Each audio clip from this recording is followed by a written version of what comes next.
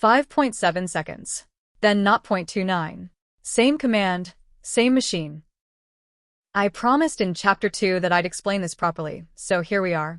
9 chapters ago you watched the same command take 5.792 seconds, then 0.294. Nothing was optimized in between. So, where did 5.5 seconds go? Welcome back. This chapter is the honest answer to why UV feels the way it does. Not a benchmark graphic, but the actual mechanism and what it costs you in disk space. Start with what actually gets kept, because the answer is more than you'd guess. The cache is a folder of buckets, and each bucket holds a different kind of thing. Downloaded archive. Built wheels. Source distributions. Whole environments, from Chapter 2. And every bucket carries a version number in its name, which means several UV releases can share one cache without ever confusing each other. The built wheels bucket is the one that matters most. Some packages contain C code that has to be compiled, and compiling can take minutes. UV keeps the compiled result, so the second time you need that package on this machine, there is nothing to compile at all. Each kind of thing is keyed on whatever identifies it. A registry download is keyed on the URL and the response headers. A Git dependency is keyed on the commit hash, which is exactly right.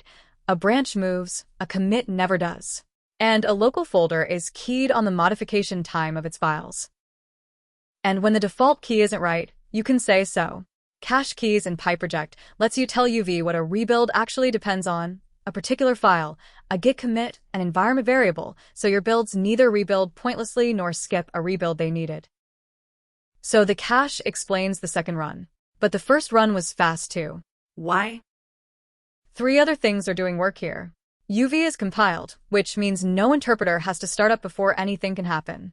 UV downloads and installs in parallel rather than one package after another, so a slow package never blocks a fast one. And where the operating system allows it, UV hard links files into place instead of copying them.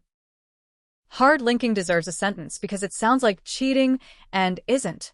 A hard link is a second name for a file that already exists on disk. So installing a cached package into a new environment writes almost no bytes. The file is already there and the environment just points at it. Now, let's be careful about numbers, because this is where tutorials get sloppy. Astral's homepage says 10 to 100 times faster than pip. That's their claim, and I'm attributing it rather than repeating it as fact. Their own benchmarks page, at the time of recording, carries no figures at all. The honest version is simpler and more useful anyway.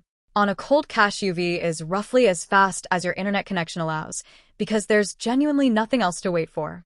On a warm cache, UV is roughly as fast as your disk allows, which is why the first install of the day feels ordinary and everything afterwards feels instant. All of which costs disk space, so let's look at managing it. For commands, and each does something different. dir tells you where the cache is.